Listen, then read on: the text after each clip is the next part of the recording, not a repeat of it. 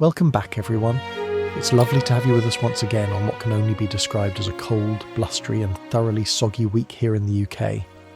So, rather than brave another day of drizzle, we thought we'd take you somewhere a little more uplifting.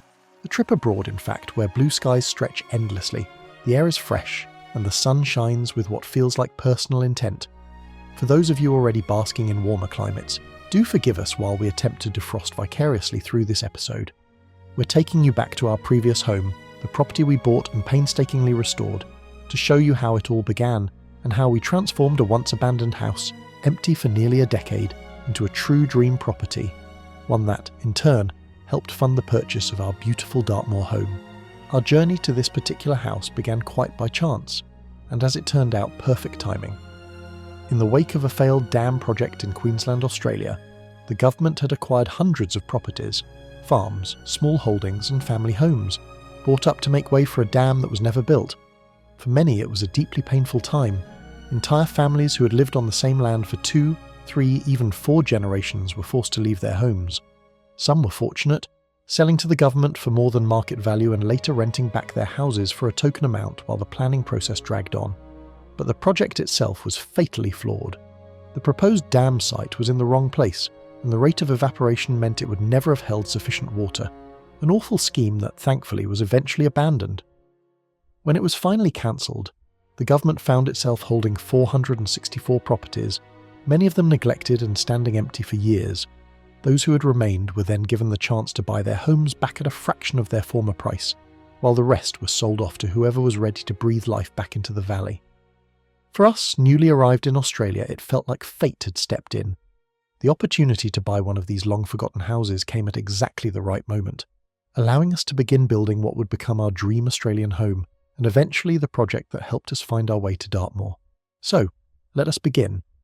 After attending the auction, where this particular house rather surprisingly didn't sell, we decided to go straight around to see it for ourselves.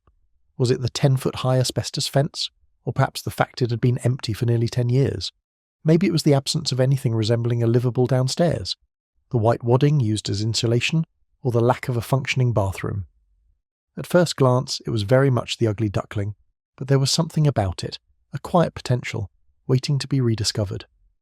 We managed to get inside for a look, as we weren't the only curious visitors that day, and almost immediately fell in love with its vaulted ceiling and timber cabin charm. It had that wonderful feeling of a mountain lodge somewhere in the Alps, a ski cabin tucked away from the world, albeit this one was in a beautifully hot climate. Right then and there, we knew this was the one for us. We could both already see what it could become, something truly spectacular. So, without hesitation, we put in an offer straight away. The previous owners, who had originally built the house, had, rather shockingly, laid carpet directly onto the dirt floor and clad the downstairs walls with sheets of tin, presumably to create a bit of extra living space. It was more than basic. In truth, it wasn't really fit for anyone to live in at all, but clearly they were. The makeshift bathroom was something else entirely, more like a miniature glasshouse, complete with a sink mounted on a large piece of gum tree from the property itself. Ingenious, perhaps, but not exactly appealing. The house was what's known as a pole and beam design, and this one had been built from the very trees felled on the property itself, which made it all the more appealing. There was a certain honesty to it, rough around the edges, but full of character and potential.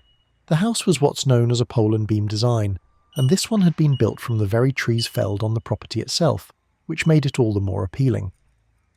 There was a certain honesty to it, rough around the edges, yes, but full of character and potential.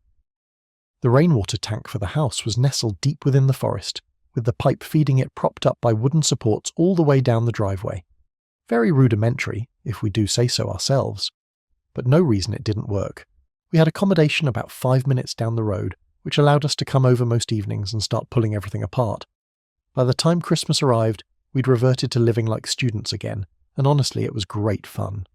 We set up a makeshift camp inside and moved in with the cats for the holidays, just so we could wake up each morning and see how the light shifted through the trees and fall asleep each night beneath the most incredible sky. Stars like we'd never seen before in our lives. It was utterly magical. Watson set up the Aga outside and somehow managed to cook the most amazing Christmas dinner on it. It was nothing short of miraculous. We'd rigged up a little camp-style washing-up station by the front door and off we went. Watson even devised an outdoor shower arrangement, a solar shower bag, half a blue tub and a makeshift gangway, which made the whole experience surprisingly bearable, and dare I say, quite fun. The house also came with a long drop and a septic tank designed for one rather optimistic individual rather than an entire family, so that kept things interesting. First things first, we had to clear some of the land around the house. It hadn't been touched for years and was littered with everything from old pig pens to forgotten car parts, scattered amongst the undergrowth.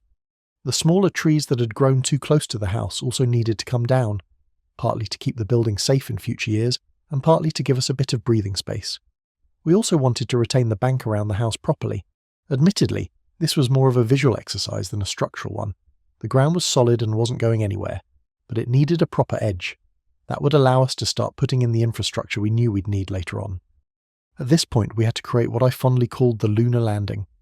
We scraped everything back to expose the rock bed beneath, before drilling what felt like an endless number of holes, each around 1,100 millimeters deep.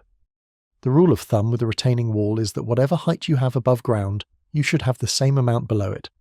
Now, as mentioned, the soil was already doing a perfectly good job of holding itself in place, so our wall was really more of a visual feature than a structural necessity.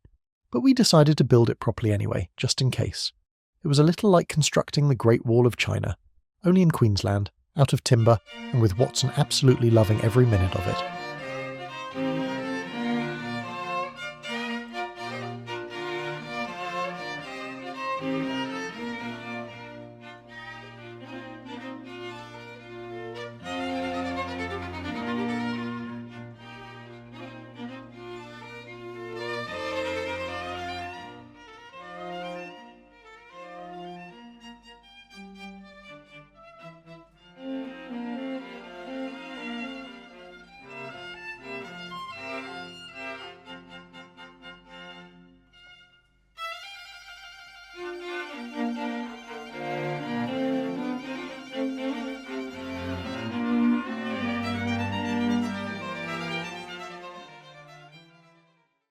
In the meantime, I jumped into the digger and began shaping the top driveway, carving out future flower beds and clearing space around the back of the water tank, which rather perfectly was delivered the very moment Watson had completed his wall. Timing, as they say, is everything. We backfilled the retaining wall with drainage gravel and piping, then topped it all with soil, ready for planting. The plan was to fill the area with lush Queensland tropicals, creating a soft green backdrop against the new structure. And finally, the first hints of a proper garden were beginning to emerge.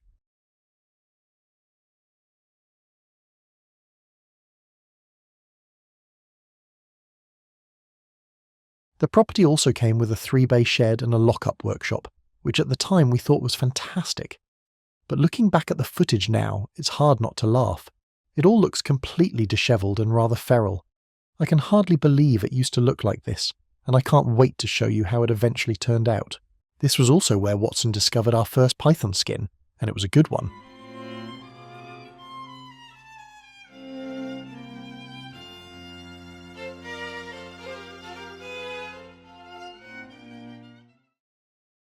We very quickly designed what the house was going to look like, ordered some brand new sleek black contemporary windows, and made the openings we needed.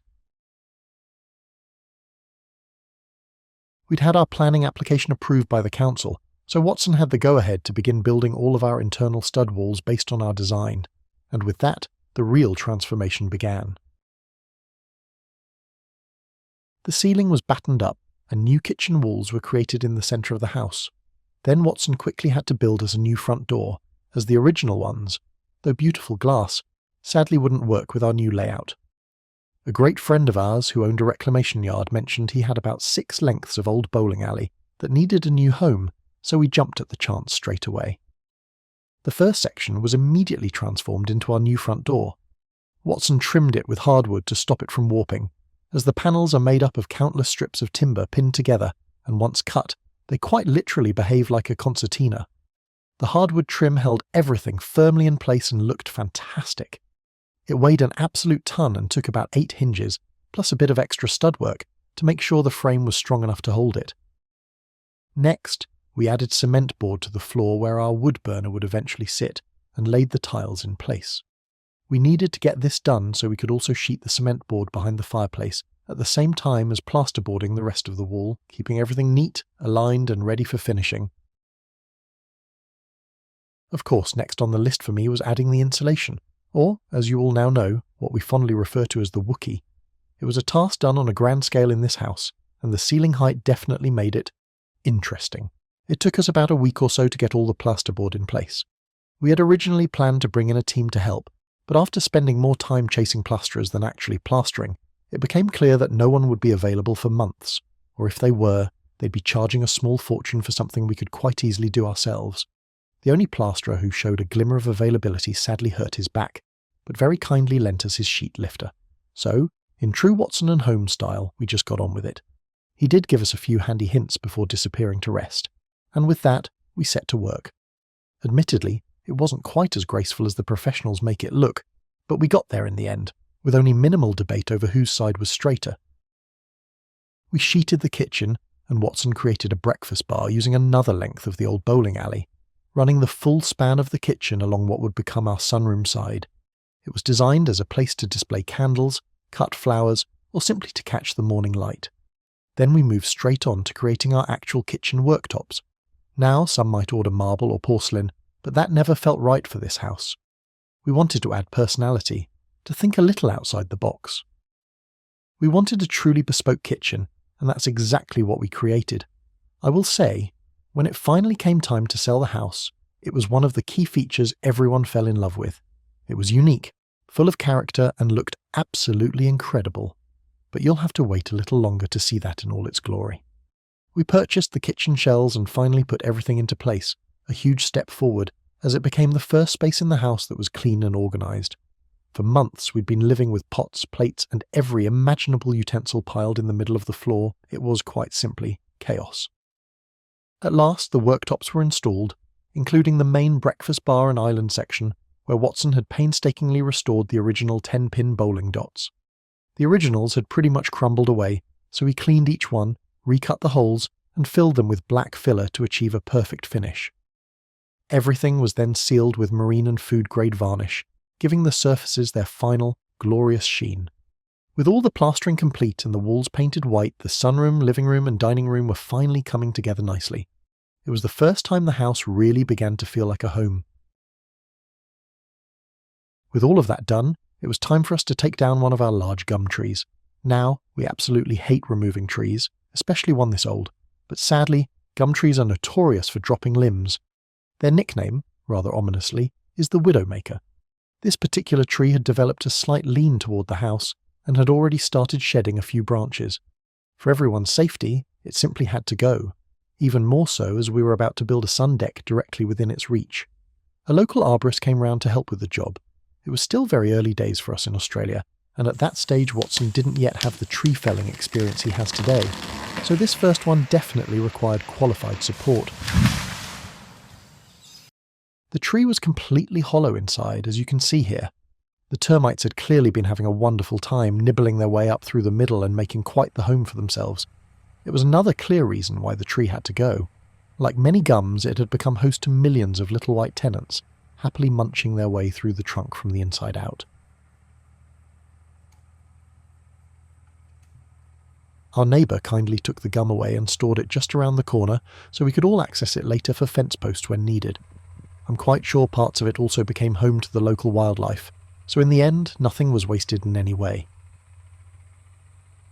As you can see, we already had a large pile of fence posts prepared, ready for Watson and our neighbour to work together over the coming days to get a new fence line in place and wired up again, so the cattle could be let back into the 350-acre piece of land that we looked out onto. We'd been working hard over the weeks to clear as much of the land as we could.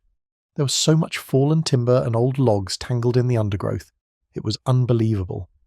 With the bobcat on hand, we took turns spending hours out in the garden, clearing vast amounts of logs and lantana, a lovely result of us British bringing the plant from the UK to Australia, because we thought the flowers were pretty. Of course, it immediately escaped, overwhelmed the landscape, and became one of the country's most dreadful weeds, and absolutely horrible to remove. For a while the property looked utterly devastated, and I did wonder what on earth we'd done. But without clearing it, we'd never have had grass, or any hope of managing the 6 acres properly. Watson also became quite skilled at log surfing, which as far as I'm aware still hasn't been accepted into the Olympics. Yet.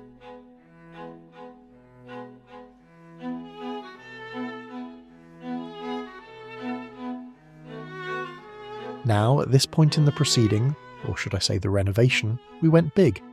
With the upstairs of the house finally livable, it was time to build the second story of our home, downstairs. Yes, you heard that correctly. The original owners had clearly always intended to make the lower level habitable, but to do that you need a minimum 2.4 metre ceiling height, and we were rather short of that. The only logical solution? Lift the entire house. So we set about swapping the original timber poles for steel and raised the structure by roughly 20 millimetres, which also allowed us to compensate for the new concrete slab we were about to pour, and gain the ceiling height we needed. So, holes were drilled and steels added where we wanted to open up some of the downstairs spaces without the need for poles going back in. The house was then carefully jacked up, and each of the original supports replaced one by one, taking extra care not to crack any of the windows we'd already installed or the newly tiled bathroom upstairs. All went remarkably smoothly, and nothing cracked, snapped, or fell off the house entirely, which frankly, we took as a major success. Next, we moved on to digging the foundation holes for all of our decking supports. Quite the feat, as this was all done by hand, this time without the help of a machine. Each hole had its stirrup cemented in, ready for the large 100 by 100 millimetre upright posts that would follow. We brought in a few trades at this point to help move things along a little faster, although, as it turned out, we ended up redoing a fair bit of what they'd done after a few rather unfortunate mistakes. Still, everything came together beautifully in the end, and before long we had one large deck stretching from our top driveway, along with a 3-metre deep sun deck on the north-facing side of the house, which was nothing short of amazing.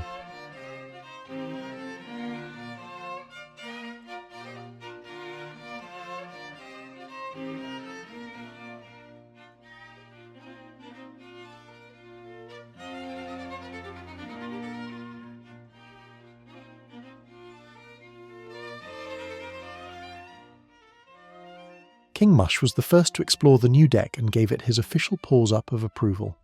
Meanwhile, I turned my attention back to landscaping the front of the house, a project I'd started a few months earlier when we still had the digger.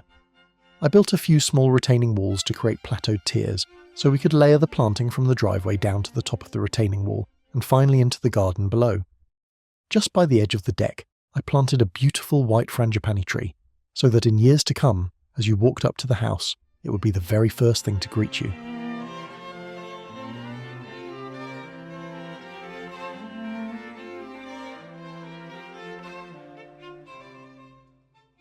We also restumped the front of the house with steel supports and then set about building the decking that would run along the front, creating a covered terrace of sorts. The spotted gum decking boards looked beautiful, with all their varying shades and grain, even more so once they were oiled.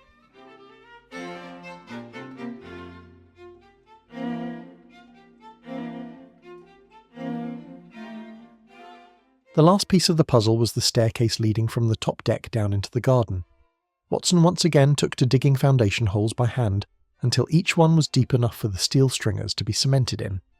This, however, turned into one of our more memorable encounters with trades. They'd prepared the measurements for the stairs based on the deck height they were building to, and of course, council regulations for the step risers, but somehow managed to get it completely wrong. We had to have the stringers made twice. By that point, we simply took over and carried on without them. It had become too unbearable. Maths, it seemed, was not a strong vocation of theirs, which does make one wonder. After 2 solid weeks of rain and major flooding in our area, we were keen to get on with the next big task, and certainly one of the most expensive jobs, digging and pouring the new concrete slab for the downstairs level to be built onto. The one advantage of all that rain was that it let us see exactly how the land behaved, where the water ran and where the trouble spots might be. It was the perfect test before committing to the slab. We had already planned stormwater drainage into the design, and from what we could see, everything was positioned just right, ensuring that neither we nor any future owners would ever have to worry about water coming close to the house during the heavy floods that so often sweep through Australia. We knew how effective storm drains could be from time we had spent in Hong Kong, and adding them here felt like a clever future-proofing game changer for the house, whether it strictly needed them or not. Once the rain finally stopped, Watson was straight back under the house, planning and digging the piers and beams for the concrete to be poured into. It didn't take long before the heat got the better of him, and he was soon found lying star-shaped on the kitchen floor cooling down. The cat was doing exactly the same thing, though he'd taken things one step further by upgrading himself to an ice pack. Watson dug what he could by hand before the digger re-emerged to tackle the remaining trenches beneath the house. First, all the downstairs pipework was laid in place under the watchful eye of our plumber and then covered with gravel. Once that was done, and after the termite team had fitted their collars around every pipe and beneath the DPC, the local council inspector arrived, gave us the all clear and our green light to continue.